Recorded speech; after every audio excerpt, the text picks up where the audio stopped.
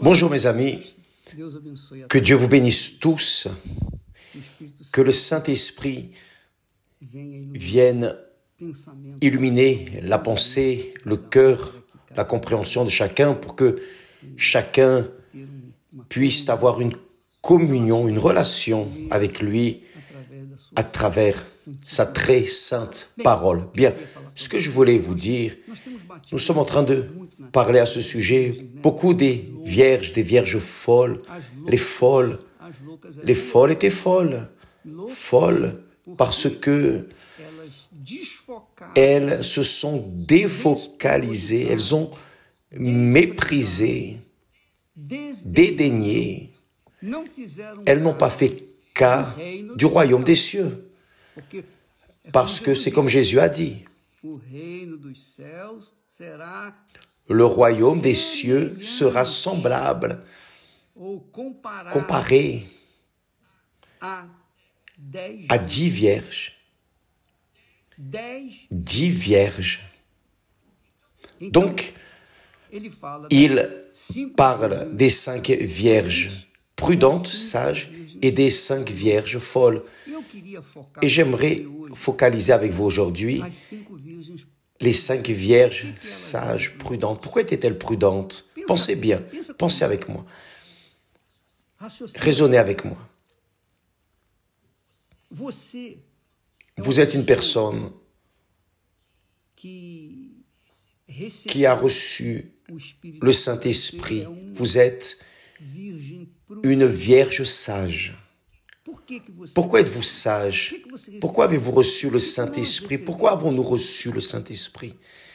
Nous avons reçu le Saint-Esprit. Vous savez pourquoi?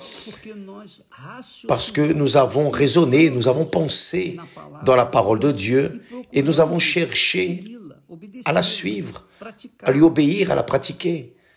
Et c'est celui qui m'aime, a dit Jésus. Celui qui écoute mes paroles et qui me suit est celui qui m'aime. Celui qui garde mes paroles est celui qui m'aime. Donc, Dieu nous considère selon la considération que nous avons envers lui. C'est la réalité. Dieu n'est pas injuste, il est très juste.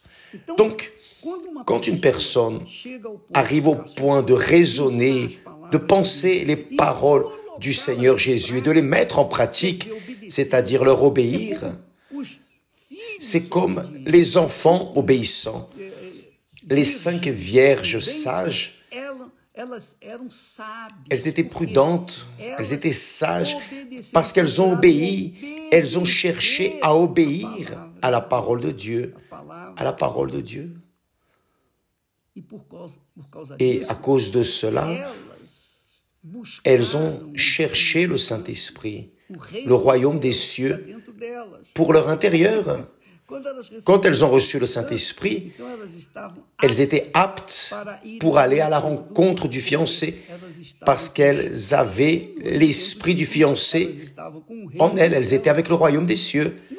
Ce n'est pas ce que les folles ont fait. Les folles sont allées à la rencontre du fiancé comme beaucoup de croyants, la plupart des croyants des églises, la plupart malheureusement sont focalisés sur le royaume des cieux, mais aussi sur le royaume de ce monde, leur vanité, leurs désirs, leurs péchés, enfin, leurs erreurs. Ah, Dieu comprend, Dieu sait, Dieu connaît ma situation, Dieu connaît mon cœur. Il n'y a rien de tout cela. Ce que Dieu voit, mes amis, c'est la décence que nous avons envers lui, d'écouter sa voix et d'obéir. Parce que qui écoute et obéit est sage et prudent. Qui écoute et n'obéit pas est insensé et fou. Voyez là, en Deutéronome, chapitre 28, ça commence comme ça. Oh, si tu obéis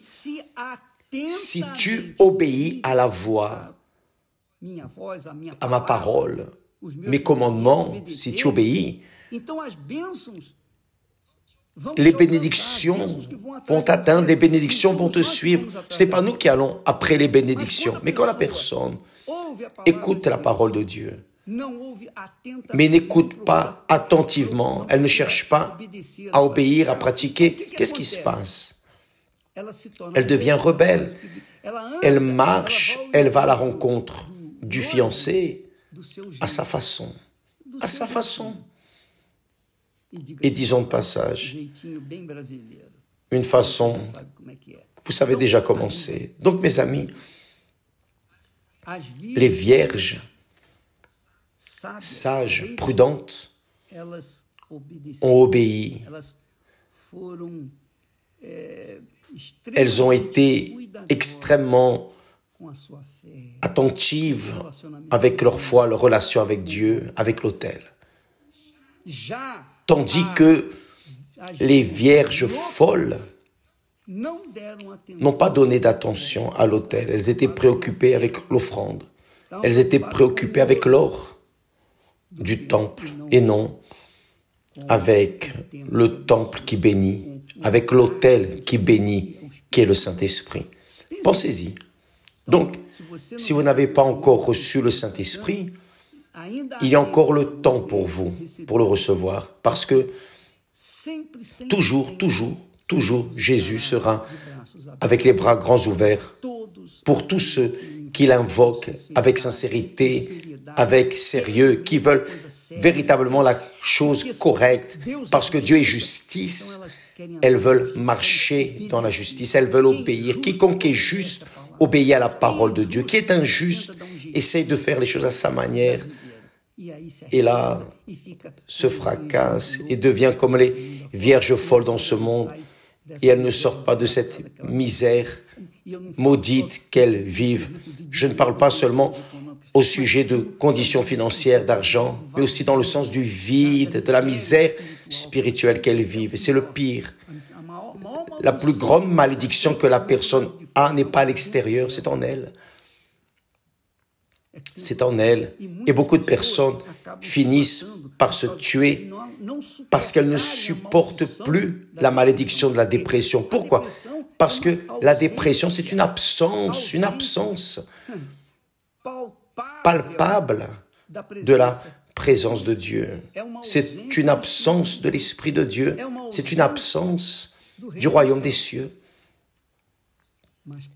Mais quiconque a le Saint-Esprit a des oreilles pour écouter la voix de Dieu et pour obéir. Ce sont les prudents, ce sont les sages, ce sont les personnes vierges, prudentes, sages, qui sont en train d'aller à la rencontre du fiancé et que le fiancé atteindra. N'oubliez pas, ça ne dépend que de vous. Votre vie ne dépend que de vous. Dieu a déjà fait la promesse. Il est prêt à l'accomplir dans la vie de ceux qui écoutent et obéissent à sa parole. Qui écoute mais n'obéit pas va être aussi laissé. Celui qui m'honore, je l'honorerai. Mais celui qui me méprise sera aussi méprisé. C'est écrit cela. Et Dieu ne peut pas dépasser cela. Dieu ne fait pas de petites choses comme ça se passe avec beaucoup de personnes. Que Dieu vous bénisse. Et demain, n'oubliez pas, emmenez une personne vide à l'église universelle, n'importe quelle église, et elle sortira de là remplie de la miséricorde, de la compassion, du salut, du pouvoir, de la foi. D'accord? Que Dieu vous bénisse et à demain au nom du Seigneur Jésus. Amen.